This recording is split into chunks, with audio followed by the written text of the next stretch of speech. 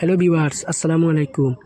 আজকে আমরা তিনজন মিলে জঙ্গলে এসেছি বাঁশ নিতে। আমাদের খামারে শেড বানানোর কাজ চলতেছে, এই জন্য বাঁশ নিতে এসেছি। যে দেখতে পাচ্ছেন জঙ্গলের রাস্তাগুলো কীরকম চড়া থাকে, এই রাস্তা দিয়ে এসে বাঁশ কাটতে হয়। এখান থেকে সাইড বেড়া দেওয়ার জন্য যেগুলো বাঁশ প্রয়োজন হয় এগুলো কেটে নিতেছি।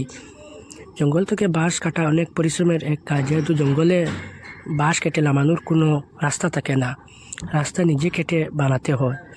এই ফাঁকা ছোটো রাস্তা দিয়ে বাঁশগুলো নামাচ্ছি অনেক পরিশ্রম করে, যেহেতু এই রাস্তাগুলি ছোটো থাকে। একজনের পক্ষে 5টার উপরে বাঁশ নামানো সম্ভব হয় না।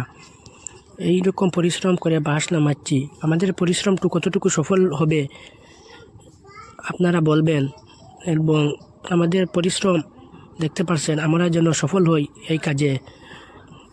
এই ছোটো রাস্তা দিয়ে বাঁশ নিয়ে নামতে হয় এবং অনেক দূর পর্যন্ত হেঁটে নামাতে হয়।